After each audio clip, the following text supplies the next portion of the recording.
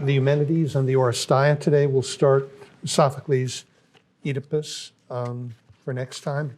You should read through, as usual, the whole thing.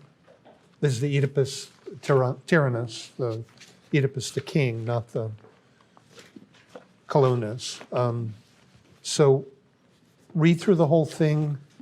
We'll probably only get through the first couple of hundred lines in terms of actually talking about it.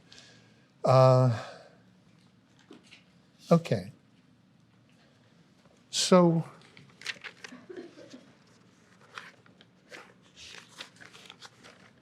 what do we have so far? We're given an imaginative presentation of the first jury trial.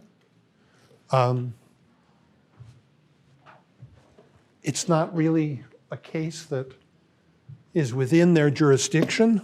They aren't given crucial evidence, the evidence about Iphigenia. They're threatened and bribed by both the prosecution and the defense. So the question is why Aeschylus thinks this is an appropriate first presentation of jury trials. Now, Athena says, line 707 following, to the jurors, remember your oath. Now that's sort of equivalent to her saying, vote your conscience. But they're going to split almost 50-50. So apparently, vote your conscience doesn't mean the same thing as follow your conscience. Or you could put it in this way, your oath is important. It's important for your vote, but it's not supposed to carry over into action. So you can see it pretty simply in this way. By itself, majority rule just means something like might makes right. We're stronger than you are. You have to do what we say. It's only the consent of the minority to follow majority rule that makes it more than this. That is an act of their will, a decision on their parts to listen, watch the vote, and therefore, and thereafter follow majority rule. It is in a way of making every majority decision a universal decision. They have universally decided to do what the majority says to do.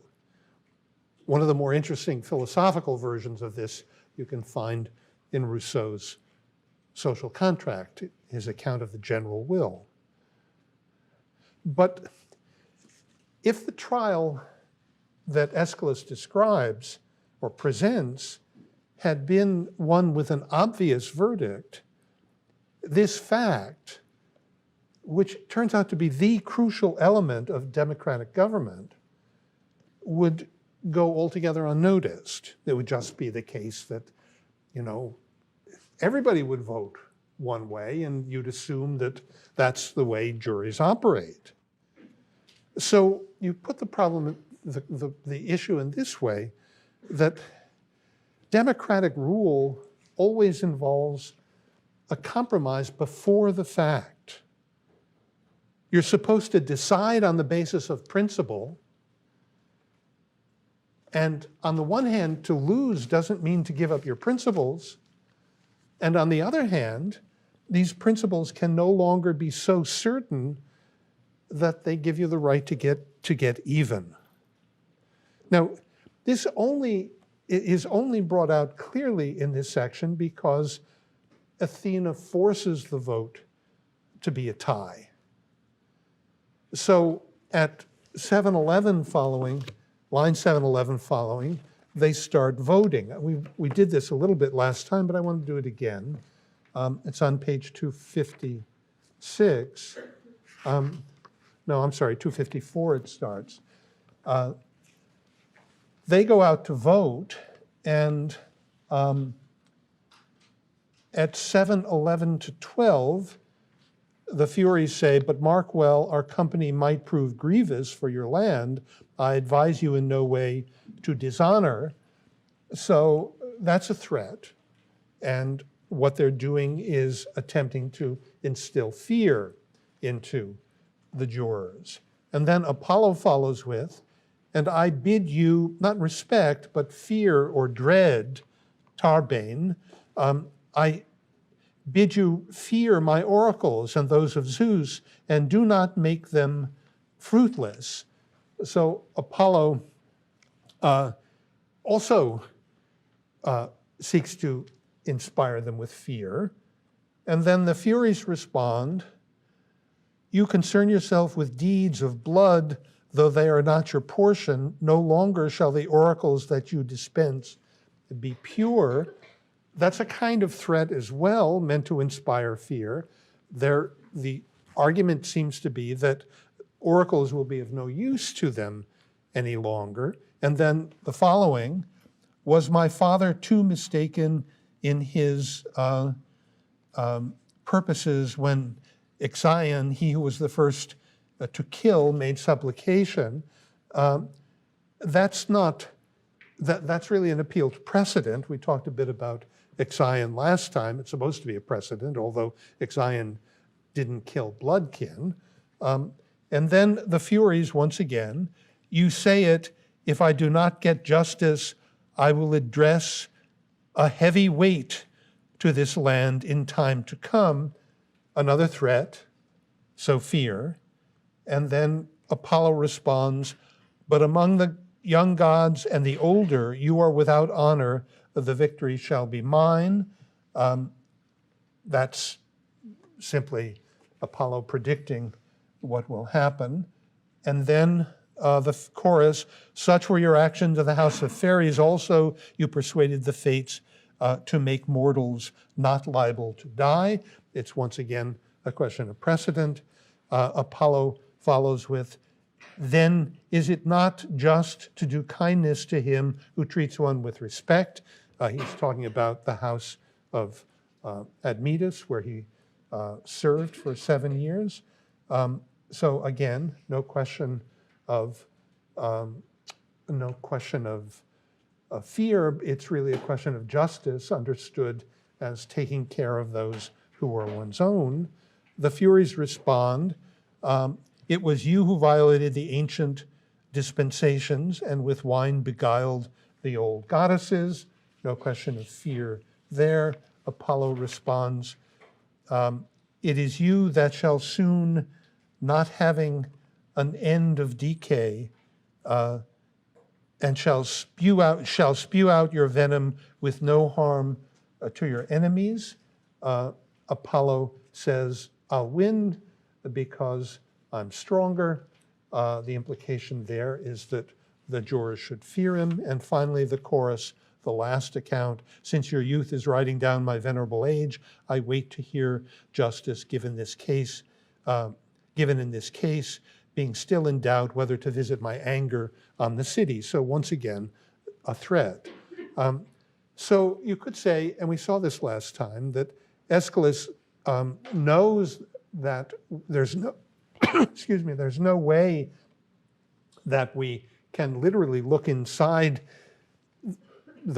where the jurors are to see why they might have voted as they vote. But he gives us, while they're absent from the stage, an exchange between the prosecution and the defense. And we see that approximately 6 of 11 of the reasons for acting that they introduce are reasons that have to do with fear, without any thought of justice at all. And of course, Athena doesn't say that she votes on the basis of a considered opinion. She says she votes for nature. She says she always votes for the male. So what's going on? What's Athena's purpose here? Now, clearly she thinks she needs the Furies to support this fundamental principle of democracy. But why does she need them? You could put it in this way. You can't go further in human justice than to think that you may be unjust. To renounce your sense of your own right, your certainty. And so the Furies, which have something to do with the anger that is felt as guilt, have to be enlisted in order to provide a sort of fanatical anti-fanaticism, something that will make every Athenian juror already have compromised in advance. So you could say, to agree to majority rule means to admit fallibility, potential fallibility.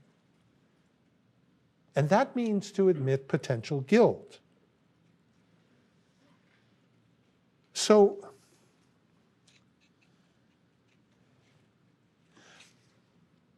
what's the reality of enlisting the Furies in her project?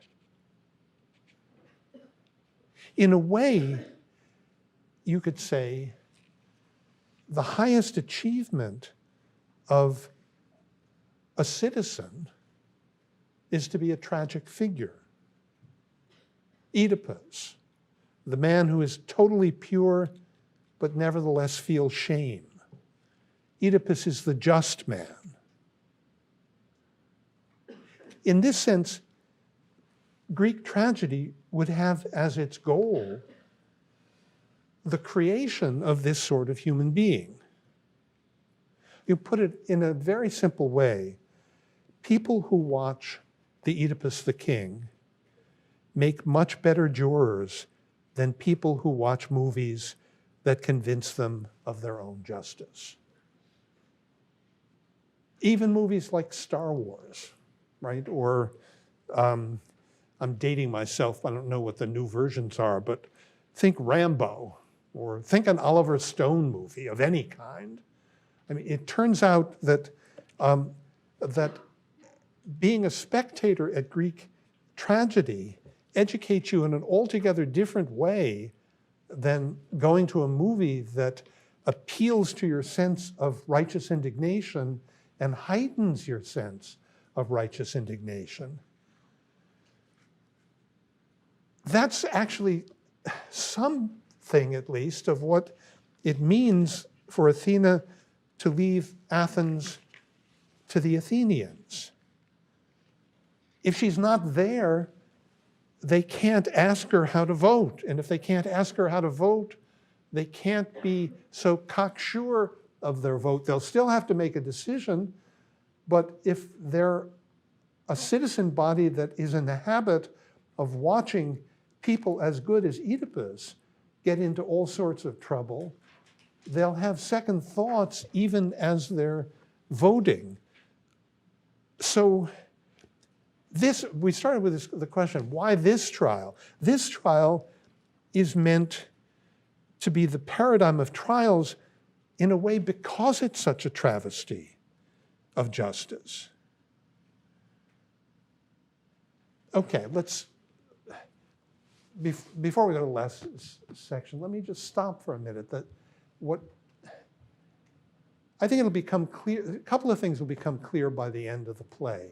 First of all, that while Aeschylus is describing the founding of the Athenian legal system in terms of the jury trial, he's also talking about the fundamental principles of democracy simply.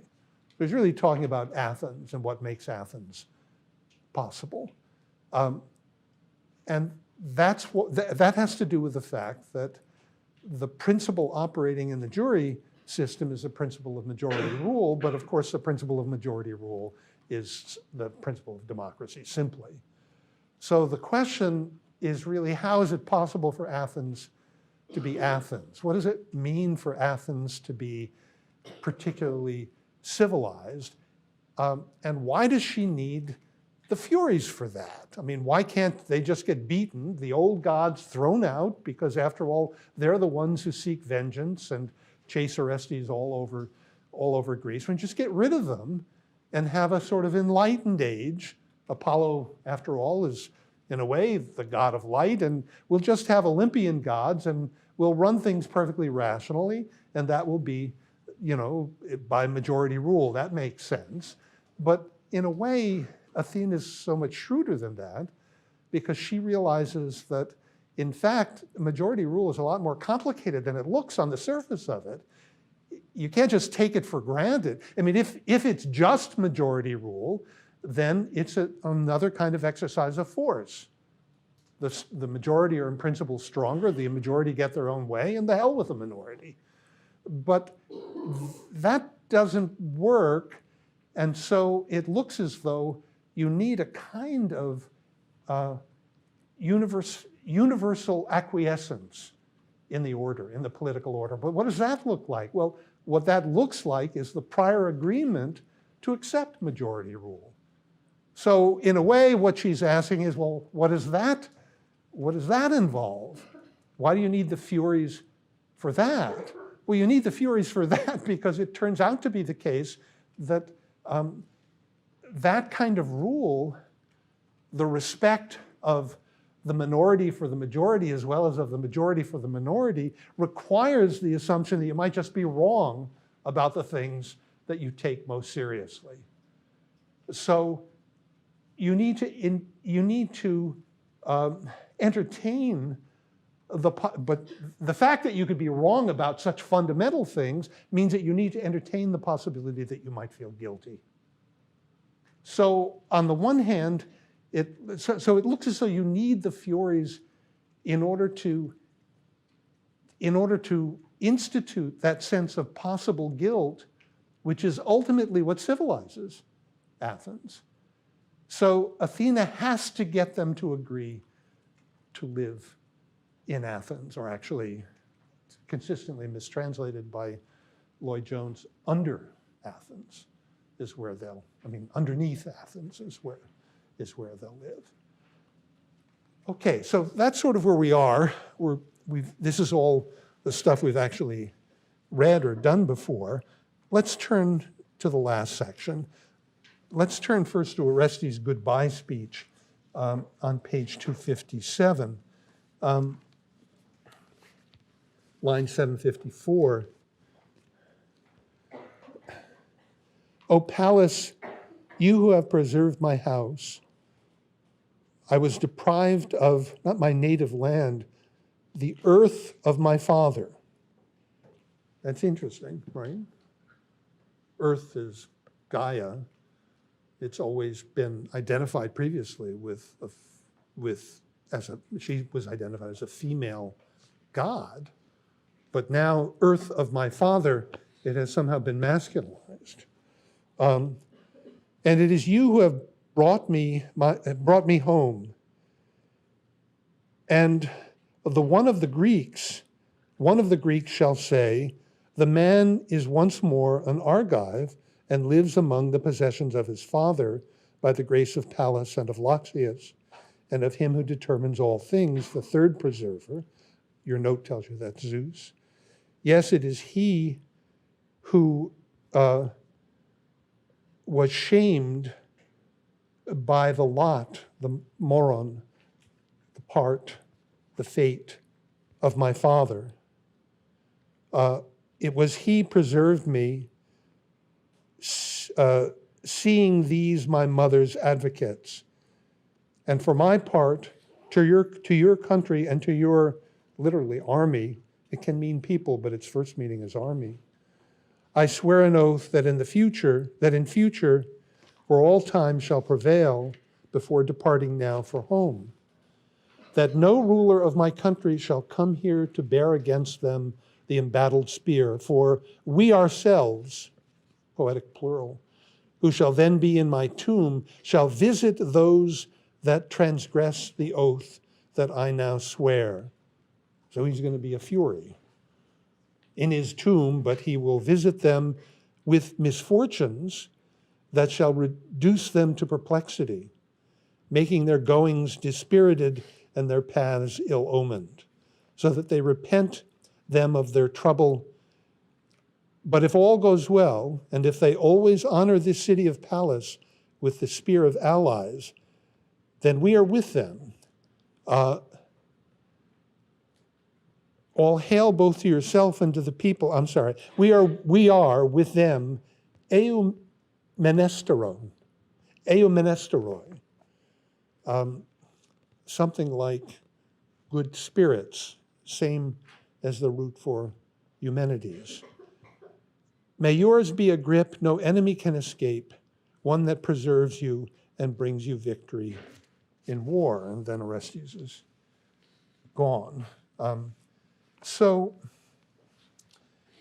he uses the poetic plural. We will make violators of this oath suffer. He ends with, we shall be their eumenesteroi, their more kindly spirits. So he gives a sort of prefiguring of what is about to happen at the end of the play. He has become the Furies, the Eumenides, or his attachment to Athens is a model for what has to happen to them. Now, the crucial thing here, I think, is that the origin of his loyalty is an oath. It's an act of will. Given that you have done this, I swear that we will do this in the future. It's not presented as connected with nature. Okay, in the komos that follows between Athena and the Furies, she tries to convince them to stay in Athens. And she does it really in 3 stages. The first, she says, don't be vengeful. The second, she says, don't leave. And the third, she says, here, take new powers that you haven't had before. Now, the Furies first respond at line 778, where they begin, am I right about that? Yeah. You younger gods, this is actually, they say this before she offers them anything. You younger gods, the ancient laws you have written down and snatched them from my grasp. I am bereft of honor, unhappy one, and with grievous wrath against this this earth. Alack, venom in requital for my grief, drop from your heart. In requital for my grief from my heart shall I discharge. A drop to the earth, intolerable, and after that a canker and plantless children. Justice, speeding over the ground, shall cast upon the land infections that destroy its people. Lament, what can I do? I am mocked. Grievous, I say, is the fate of the hapless daughters of night who mourn, robbed of their honor. So,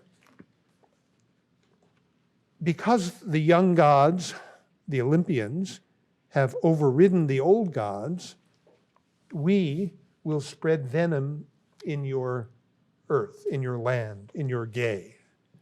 How are they going to do that? Well, plantless children, what they seem to mean by that is we will prevent any birth from taking place in your land. But how on earth can they do that? If you think back to the second Stasimon, where they talk about what it means for them to disappear, for no guilt to be present, if there's no guilt, then there's no trust. If there's no trust, then there's no possibility of love. So it's by withdrawing from Athens that they spill their venom. Now, why are they so angry? They're mocked by citizens. I think he has mistranslated it at 789. Where is it?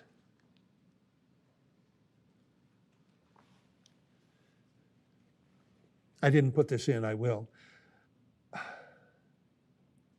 I am mocked. What cannot be borne, I have suffered at the hands of these citizens. So they're mocked by citizens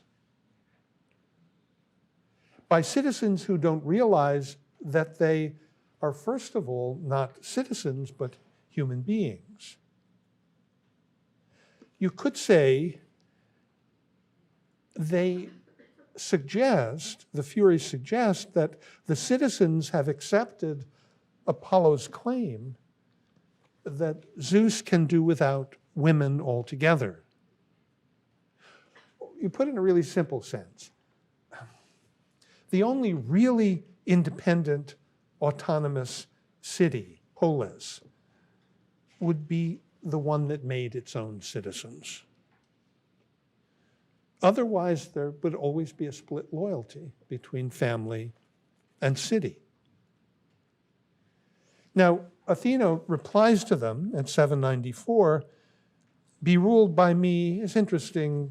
It's emoi pithes, which means one of two things. It either means obey me or it means be persuaded by me. It's a nice irony. Then Athena says, you know, you haven't been beaten. She needed them to lose, or they would have no reason to stay. But she also needed them not to be dishonored. And so she arranges for an even split, an equal balloted justice is what it's called in your text. Or you could say, in the contest between the male, the polis, the city, and the female, the natural, it was actually a draw. And so, just as Athena herself is the male-female or the female-male, in a way, the trial that issues in a tie involves the affirming of the male and the female. Of course, we saw that without her vote, it wasn't even. Without her vote, the female wins. So the really interesting thing about what Athena does is that she claims that she votes her nature, but in fact, she has to vote against her split nature in order to create the tie that is the expression of her split nature. She had to pretend to be all male in order to create a solution in which the male and the female split evenly. So, as Dios Kore, daughter of Zeus, which is the etymology for decay, justice, Athena, as justice, has to deny herself in order to express herself. She now calls Athens a land, an earth, at line 800, gay, and she calls its inhabitants not citizens, but your translation is wrong. This is at 807. Your translation is citizens. Actually, she calls them townsmen. So she plays down the political. And finally, in her words, in all justice, she offers them seats a place where they will be honored, meaning she wants them to stay so that the land won't be made barren. She's worried, I mean, the irony is that it's by withdrawing that the Furies become most dangerous. That was their own account in the second Stasimon. Now, they reply again, 809 to 22, in a way that is really wonderfully typical of the Furies, because their reply at 809 to 22 is identical to their what they say at 778, 92. That's what Furies do. So the deal isn't sweet enough for them yet. And therefore, Athena makes her second offer at 824:37. She starts with a threat. She says, don't forget that I can use Zeus's thunderbolt.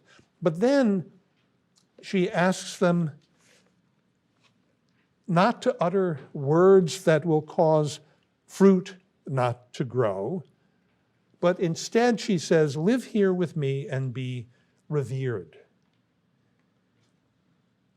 And among the things she offers them is being in charge of children and being in charge of marriage rights. In other words, being in charge of that area where the polis has to acknowledge nature. So she sweetens the offer. I'm not only offering you a home, I'm offering you a job. As a result of this, their position changes a little. 838 through 47, they're no longer threatening. They simply say they've been unfairly beaten. Question is whether this is a response to Athena's threat, the thunderbolt of Zeus, or to her offer of a new job. They don't yet seem to understand the significance of her offer, and therefore you need the third stage of it at 848 through 69. She starts,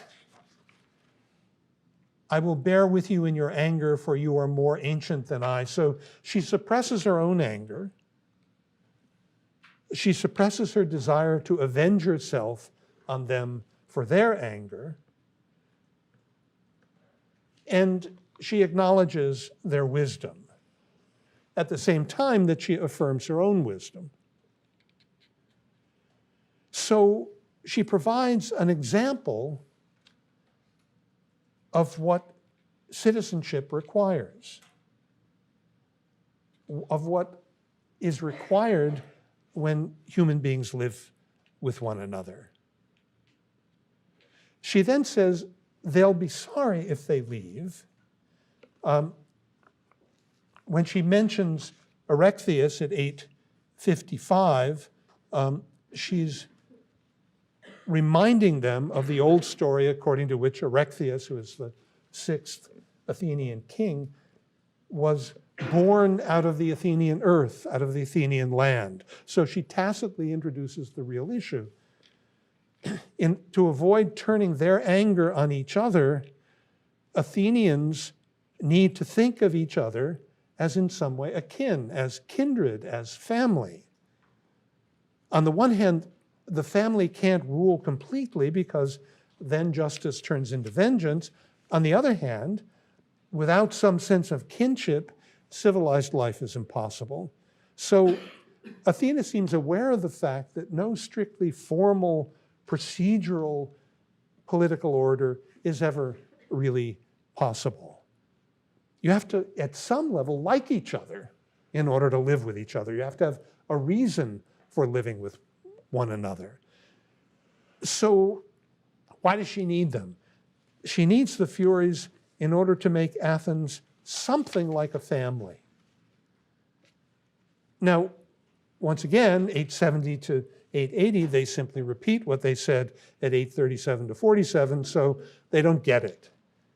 The turning point, the real turning point, seems to come on page 263, lines 881 to 91. Athena says, I shall not weary of telling you of the good things I offer, that you may never say that by me who am younger, and by the mortals who hold this city, you, an ancient goddess, were driven off, dishonored, an exile from this land.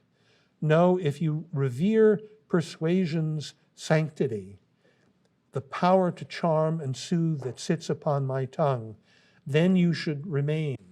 But if you are unwilling, you could not justly bring down upon this city any anger or resentment or harm done to its, again, army or people, for it lies open to you to have a holding in this land, justly to be honored always.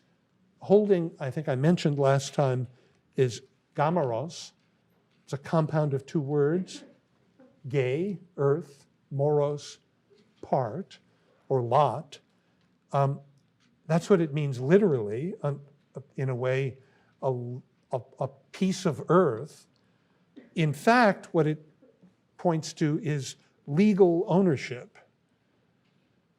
So Athena says to them, stay and you will be legally recognized. You won't just be in the city. If you were just in the city, that would be a real diminution of your power. You're going to be incorporated into the very structure, the legal structure of the city. And by that, they seem to be intrigued. So they reply, Queen Athena, what seat do you say shall be mine? One unpained by any distress, and do you accept it? Suppose I do accept. What honor awaits me? Honor that's such that no house can prosper without you. Will you bring it about that I have such power? Yes, for him that reveres you, we shall raise up fortunes. And will you promise me this for all time? Yes, it is possible for me not to say what I shall not fulfill. You seem likely to charm me, and I am shifting from my anger. Then you shall dwell under this land, this earth, Thonos, and shall acquire new friends, could be new kindred. Then what exaltation do you bid me sing upon this land? So they realize that now every household will be under their authority. Every household will be under their authority through the political order, through the polis, and not contrary to it.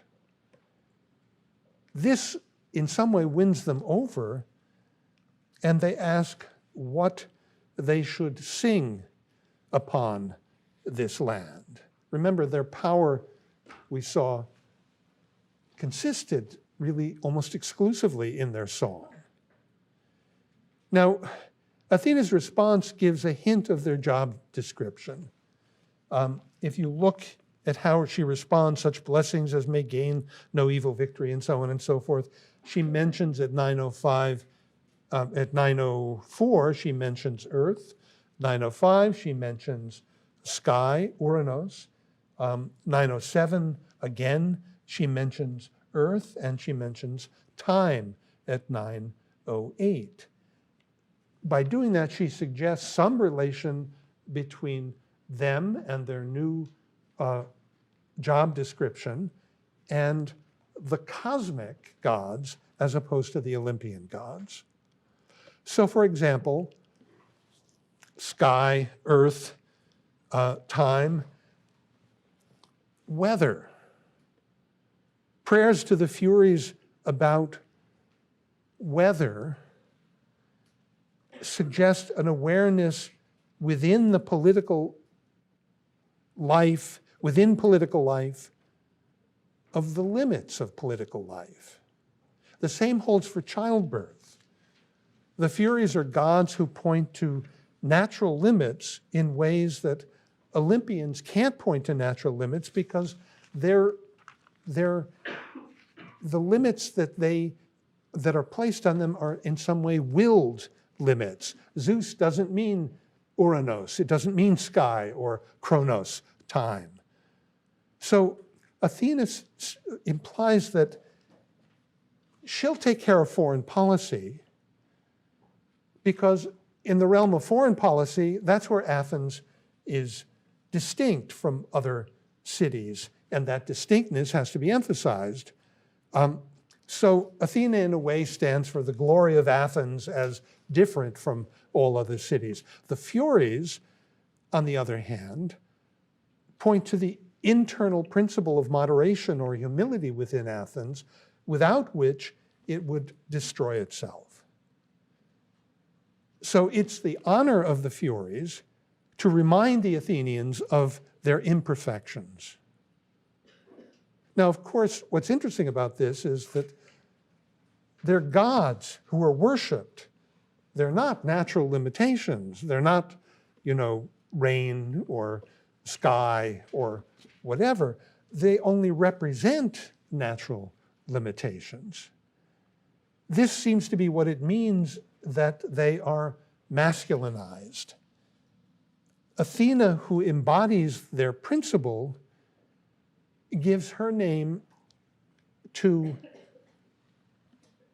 a truly great city because it doesn't get carried away with its own greatness and at the same time doesn't lose sight of its own greatness. Now, in the remainder, the Furies give their hymn, their prayer for Athens, and Athena responds, 968 to 75. She says she's glad she held her tongue so that the Furies were convinced and not forced to stay. And at 976 to 87, we get what seems to be the crucial point. So on page 268, we get this. But may the voice of faction, who has never had enough of evil, never in this city resound, I pray. And may the dust not drink the black blood of the citizens, and through passion for revenge, speed on the ruin to the city, wrought by murder in return for murder. But may each give joy to each in a thought of love of what's common, and may they hate with one mind. For many are the sorrows among mortals that this can cure. So let love be common in thought, and let them hate with one mind. It's, in other words, necessary for the Athenians to do exactly what Athena did. Suppress the immediate desire for revenge for the sake of the whole. Or you could say what Athena has tried to do is relocate the sense of family in the city. So on 268, she says, line 989, have they a mind to find out the path of good tongue, good language? Then from these fearsome faces, I see a great gain for these the citizens. For if, kind in return for kindness, you do them ever great honor, both earth and city, on the straight path of justice, you shall keep in every way preeminent. So the trial and the agreement underlying it really stand for the principle of political life. On the one hand, the togetherness of the whole is more important than the particular principles within the whole. Now, the problem is, of course, Athena's remark about foreign war. So Athena has civilized human beings by weakening the natural family ties, and she's done that by naturalizing the polis. The question, of course, is what ensures the civility of the polis once this has been done. I mean, the problem with the family was that there wasn't anything to prevent it from absolutizing its principle, and when that happened, it looked as though you got these vendettas that the Oresteia is all about. So it looks at first as though what Athena says is, okay, you need to create a new order that will undercut that absolute devotion to the family in the name of a devotion to the city. But then it turns out that the only way to do that is to turn the city into a kind of family, and so one wonders, well, why won't the same thing happen to the family, to the city that happened to the family? And Athena sort of indicates that it might by saying, listen, I'll take care of foreign war, you just take care of the domestic situation. She seems to suggest that the Furies, now understood as reminders of the natural limitations on political life, will in a way ensure a certain moderation. The difficulty with that is that they have just become Athenian goddesses, and so they're sources of peculiarly Athenian pride. So think of it in this way, altogether different issue. The Greeks thought that they were unique among the peoples they knew, because among the people they knew, they were the only ones who exercised naked, so as to indicate that they had no shame with regard to the human body. So, and Herodotus, for example, when he talks about this, compares it in particular to the specific clothing that is worn by other cultures. So you could say that there's something about a culture that is revealed about the partiality, the particularity, you could almost say the family character of the structure of the culture, that's revealed by the fact that it wears a certain kind of clothing and not other kinds of clothing. So you can identify someone. The Greeks, it's as though they wanted to say, we're not like other people. We're the universal people. What you see when you see a Greek is just human being. Well, you see what's so interesting about this celebration of nudity? Nudity has become a kind of clothing, because it's what they're proud of. It's what distinguishes them from everybody else. We're special because we're not like everybody else, because we exercise naked.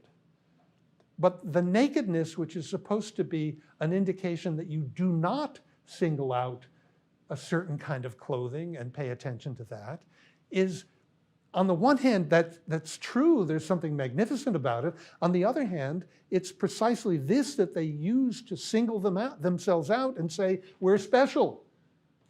We're unlike any other people. So nudity becomes a kind of clothing, a kind of culture for them.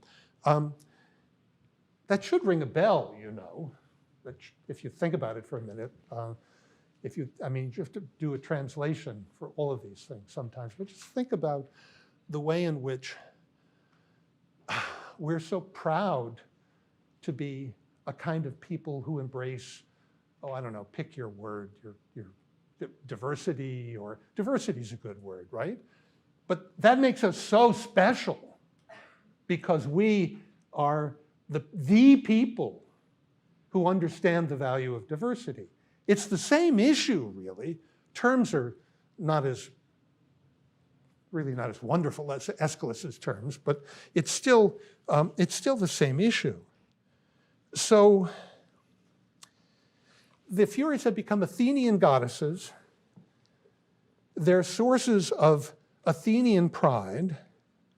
Athens is more civilized because it contains Tragedy, for example, which it's almost unique among Greek cities in this regard, on the one hand, and tragedy, these regularly performed plays have the purpose of humbling the Athenians, making them aware of the potential fallibility of the things that they hold most high, of their own righteous indignation, on the one hand. On the other hand, Athens is more civilized because it contains tragedy, but it's very proud and haughty about the fact that it contains tragedy and that this distinguishes it from all other cultures, and it certainly distinguishes it from the barbarians. So whether the Eumenides, whether turning the Furies into the Eumenides is a final solution, Aeschylus leaves that open. It's very questionable in a way that, I mean, does he think it's better? Sure. Is he describing the foundation of the Athenian democracy? Yes. Does he think that this is on the whole better than what preceded it? More moderate? Absolutely. Does he think that it is a perfect solution to the problem? I think absolutely not, because it reproduces in a way the same problem, but on a slightly different level.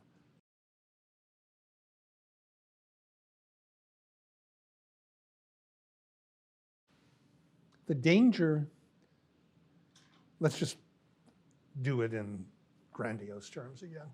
The danger of politics is that, of the political, is that it will come to believe in its own autonomy. Apollo is the sign of that, because Apollo says, look, Zeus made Athena all by himself. He didn't need a woman to do that, and therefore, if you're not careful, he'll just undercut you completely and get rid of women altogether. And that would mean the complete victory of the political. What does that mean? That means if you think about the way politics is put together, it's a scheme for ordering the way people live together, and it reaches into every very aspect of our lives. And so the perfect politics would do that altogether. It's not an accident that in both Marx and in Plato, in different ways, the family has to disappear. The withering away of the family has to do with the fact you can't have alternative power. You've got to have the rational society would be constructed in such a way that everybody would do what's most suitable, and you don't have double loyalties. Right? So you have to get rid of the family, and if the political order is to be perfect. So what's interesting is that the sign of that in Aeschylus is when Apollo says, you know, if Zeus wanted to, he'd get rid of women altogether. But what that points to is this fundamental limitation on the political, which is it may provide a structure for how people live together, but the people don't come from it. It can't make them up. So Zeus maybe can create Athena. Even that's, when you actually look at the details, it's problematic, but maybe Zeus can do it, but the city can't do it. The city needs citizens, and the citizens don't come from decree. It's not as though you say, how many citizens do we need this year? Let's pass a law. We'll go and we'll debate and how many can do this and that and how smart they have to be. And after we pass the law, what? We're going to generate them out of nothing? That's the source of myths like the Erechtheus myth that make it look as though citizens grow naturally out of the ground. But in fact, in order to get citizens, you need procreation. In order to get procreation, you need men and women generating babies, and along with generating babies, they generate alternative loyalties. So the problem is that in order to perfect the city, you would have to do away with that, but you can't have a city without that. And therefore, there will always be, and this is only one example, another example, in a way less having to do with sexuality, procreation, why are they hooked up with the weather? Because you can have a perfectly ordered city, but if you have a 7-year drought, doesn't matter how well ordered it is, it's going to go out of existence, or disease, or hurricanes, or tornadoes. All of these things are signs that that the city is never simply master of itself, but always, at the same time, there are natural forces that affect its success or failure. And that it therefore becomes very important for political life for these natural forces not just to wreak havoc on the city, but for them to be acknowledged. The Furies are there, they're given a legal place in the city, under the city, hidden in a way, but on the other hand, if you're interested in birth or you're interested in good weather, you have to say prayers to the Furies in order to guarantee that, in order to attempt to get things to work out. So there's a sign within the city of the limitation on the city.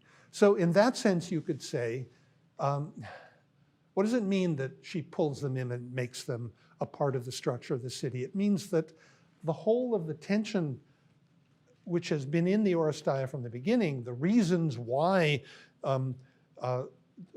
Orestes acts the way he acts, Clytemnestra acts the way she acts, those things have to be acknowledged as perennially present within human life, and the acknowledging of their necessity will in some way temper them, and Clytemnestra in a way won't feel the necessity to kill Agamemnon because, to put it in a very strange way, she will have gone to, every couple of years have gone to a competition of tragedies, and she'll see stories that acknowledge the necessary imperfection of political life.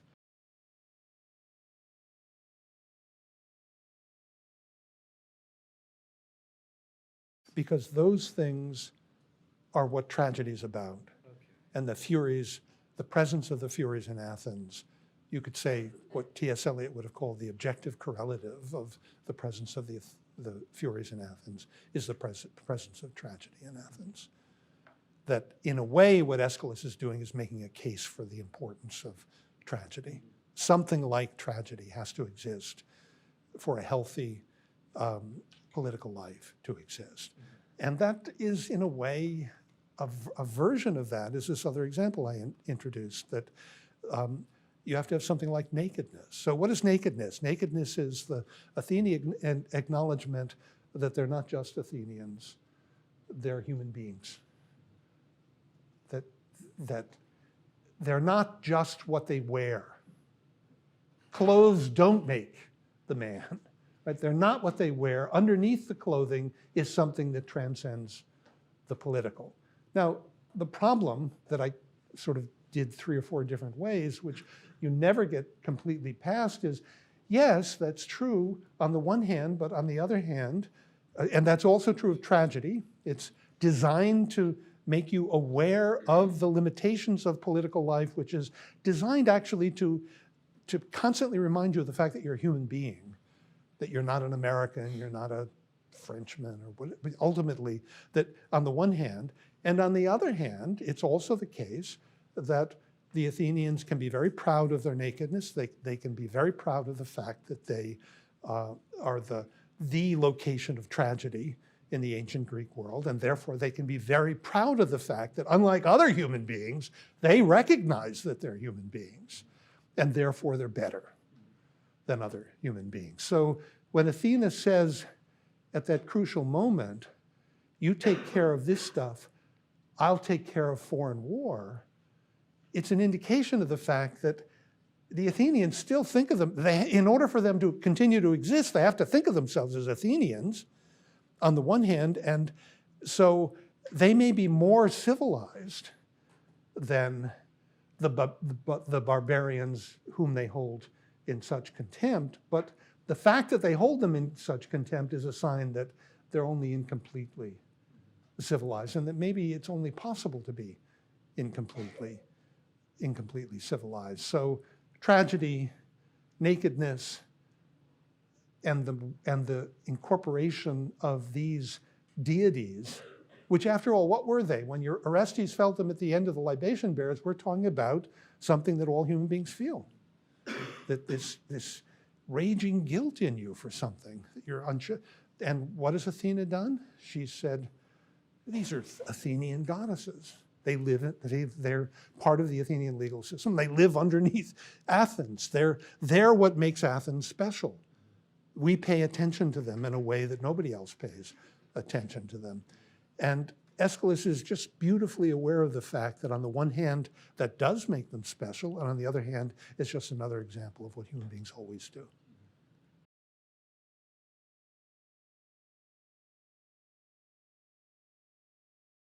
I think what we're meant to see is that Zeus agrees with the fact of the trial.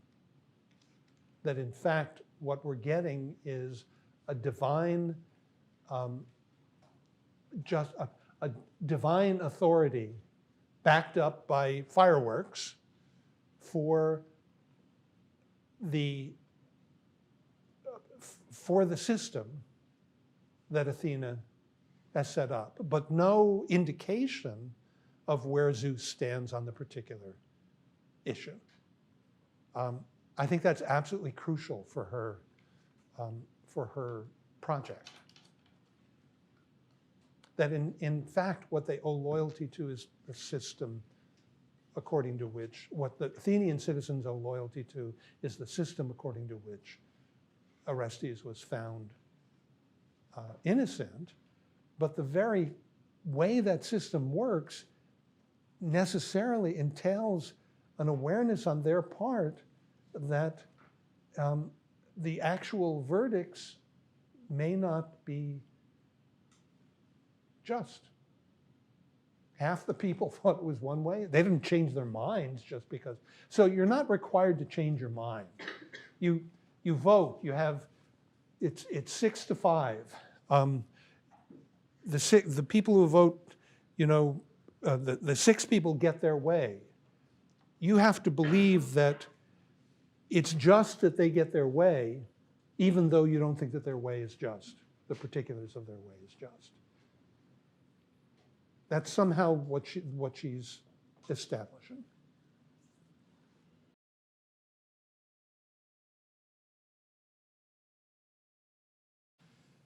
So you put it this way.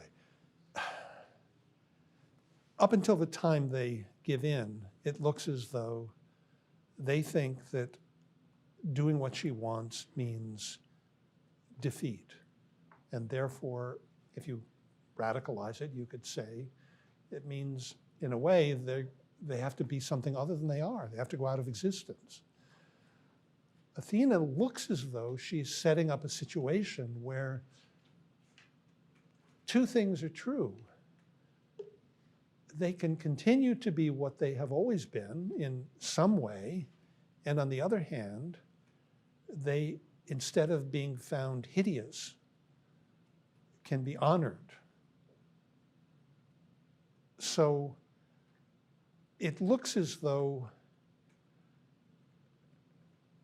she's made it possible for them to still be Furies and at the same time be revered and honored by the people whom they. So it has to do with what they said earlier on, that political life would be, social life would be absolutely impossible without us if we weren't here, if we didn't make people feel guilty.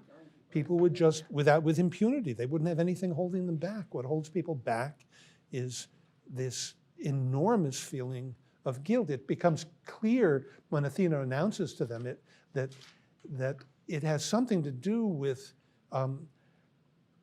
people refraining from doing certain things, whether seen or unseen.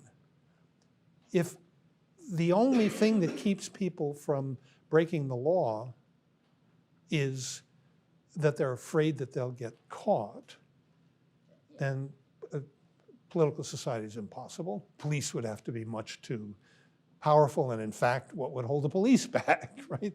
So without a kind of inner restraint, political life is impossible. And the Furies seem to know that about themselves early on, but everybody else just thinks they're ugly old hags and the world would be better off if they just disappeared. And then it turns out that Athena says, no, actually, I know what it would mean for you to spill your venom on Athens. It would be for you to leave. If you disappeared, then all hell would break loose. So she needs them to stay, but on the one hand, but on the other hand, they're staying in their ordinary mode of staying leads to all sorts of problems, the problems of the first two plays. So she thinks she has a solution, which is a transformation of them, but not an utter transformation of them. So you've got to make guilt respectable. You've got to make it, I've never put it this way before, and I'm not sure whether it's right, but in a way, maybe Aeschylus has just described morality, what it means to be moral. Well, if you don't have anything else, then we'll read, the tragedy that Aristotle mentions 19 times in the Poetics, as opposed to any other tragedy. I think the maximum number of times he mentions any other tragedy is something like twice. So he at least thought it was the paradigmatic tragedy. So read the Oedipus, and we'll start it next time. Okay.